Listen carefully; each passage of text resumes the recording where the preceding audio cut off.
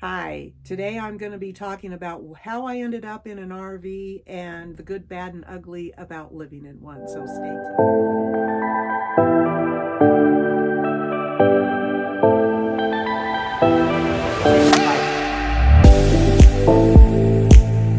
Welcome back, happy campers.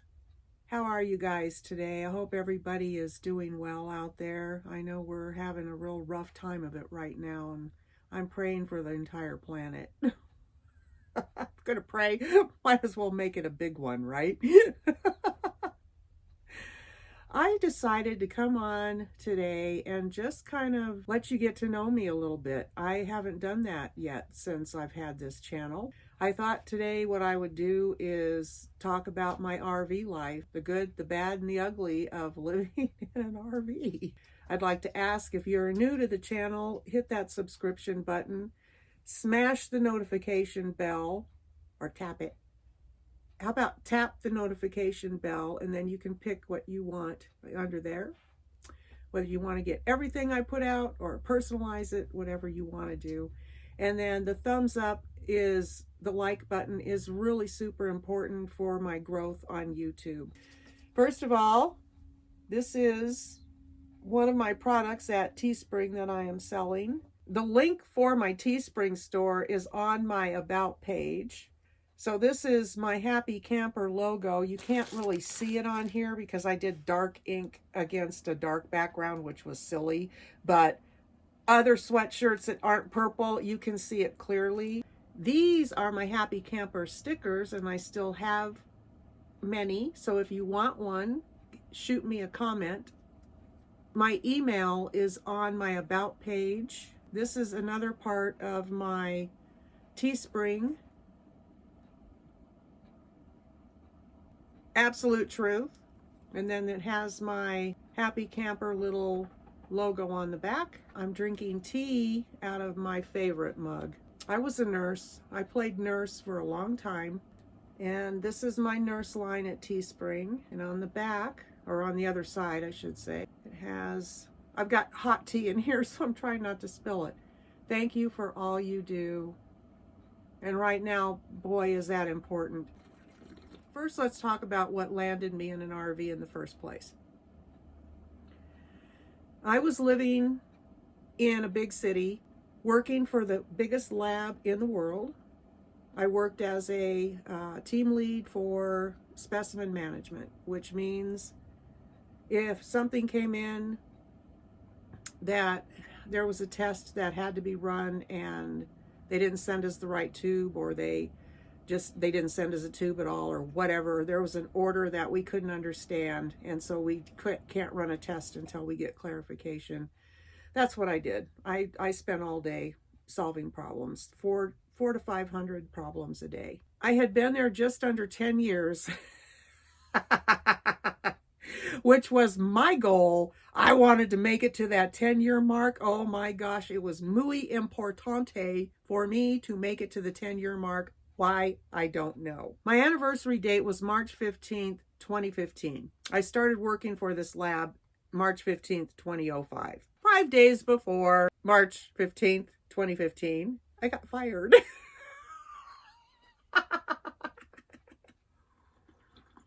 Absolute best thing that ever happened to me. And here's why. It led me to where I am right now. Chain of events. Bing, bing, bing, bing, bing. I ended up over here in this little tiny itty bitty country rural ranch / farm / hemp farm area.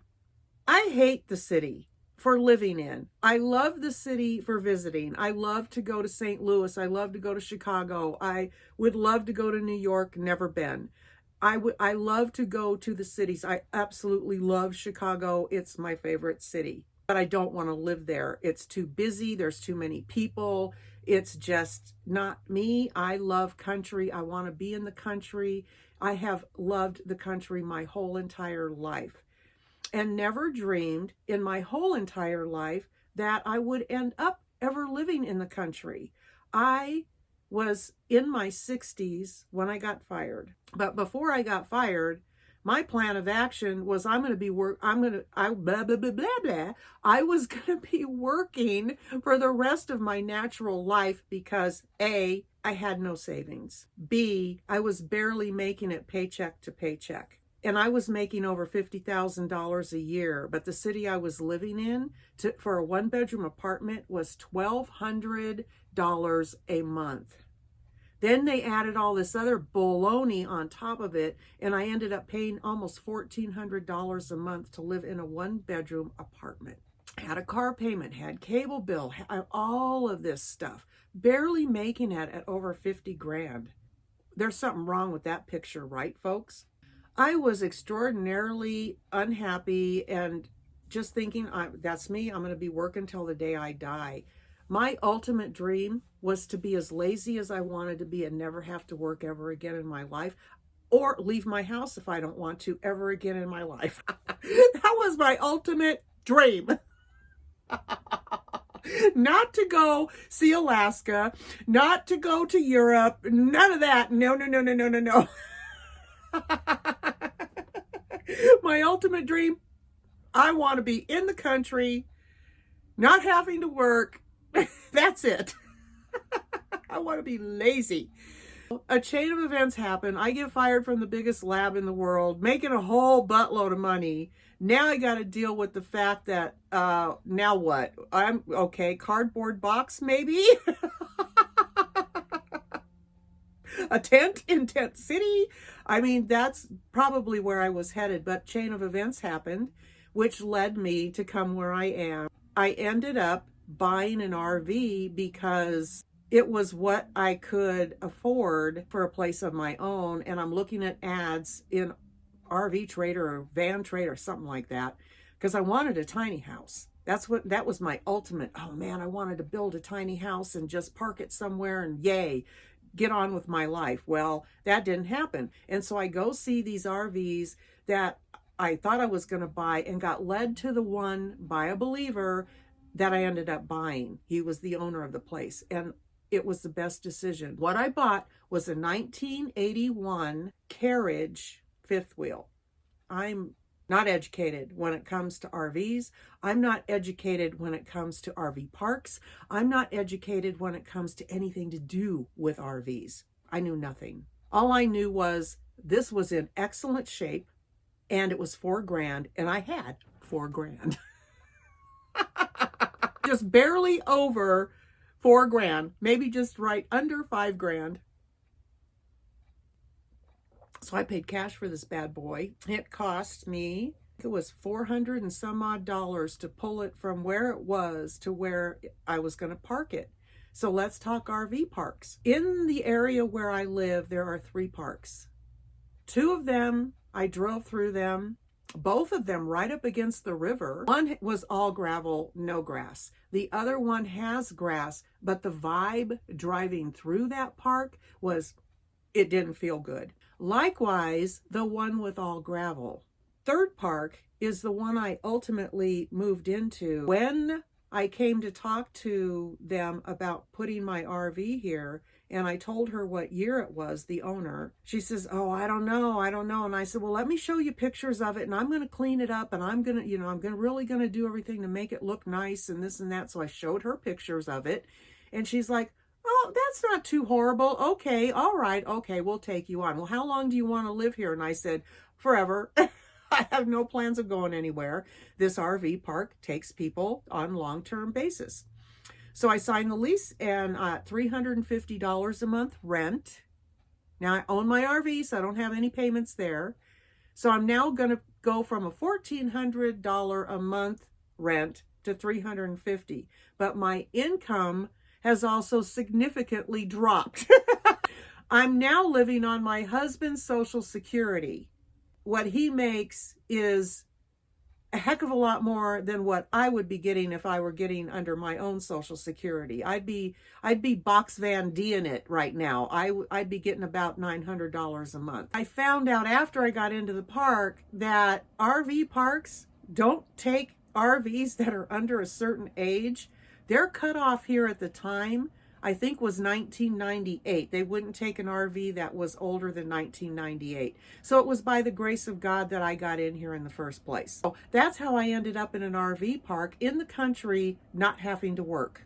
I got my prayer answered by coming, and through the chain of events, just it flowed, is that the right word? And it brought me here. Since I've been in my RV for almost 4 years, I think I can now speak to the good, bad, and ugly of living in an RV. First of all, the good is I own it. It's mine. The second part of that is my monthly cost for living in my RV. This is electricity, TV, propane, all of it. Wi-Fi was covered, but right now the Wi-Fi is broken here. So they're going to be putting in hardwire, and that will be $40 a month if I choose to jump on board, which I will. We're going to add that Wi-Fi in. I'm looking at like $540 to live here. That's really good. The other good thing about this RV is it's set up more like a home than it is an RV. I'm sitting in an actual living room space. Then there's an actual kitchen space, an actual bathroom space, and an actual bedroom space. So my living room is ideal for my personality because I'm a furniture mover and I can move my furniture all over this room. I love it. The third good thing is my health. Since I have moved into this RV, I have been working on it nonstop since I got in here. And I lost 40 pounds in 1 month after I moved in because of the constant movement. I also am eating healthier. I work out every single day. I have a tri-level. I have steps back here and steps up to my bed.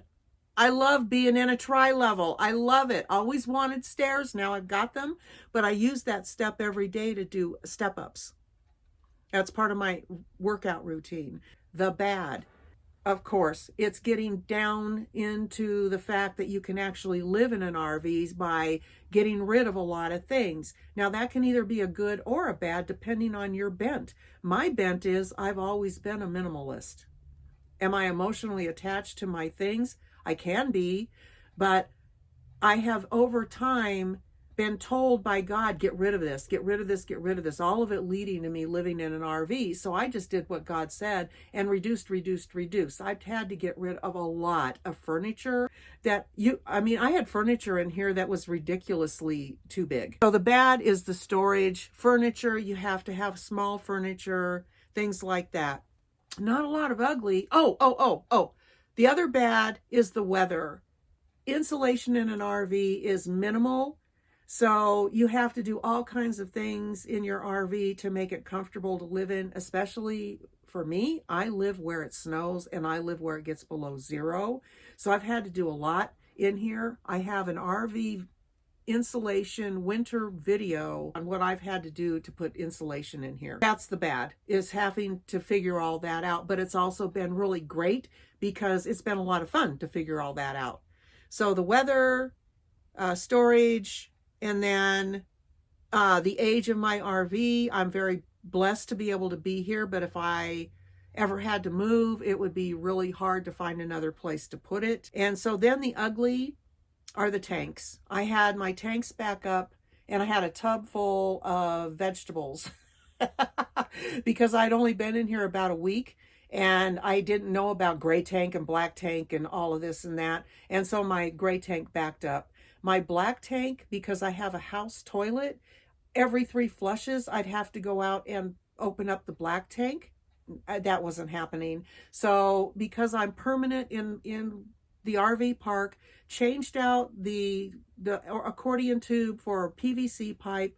Because it's a house toilet, it flushes a lot of water through. So I don't put any of the toilet paper inside the toilet. It goes into a bag next to the toilet. And that has enabled me to just leave my tanks open. And I don't even think about it. I just leave them open and we haven't had any sewer issues here in the park. So that has been really great. So that covers the good, the bad, and the ugly, and why I ended up in an RV in the first place. Head on over to Teespring and check out my merchandise. Thanks for watching, folks. Have a really blessed day. Don't forget notification bell, thumbs up, And if you're not subscribed, subscribe. See you next time.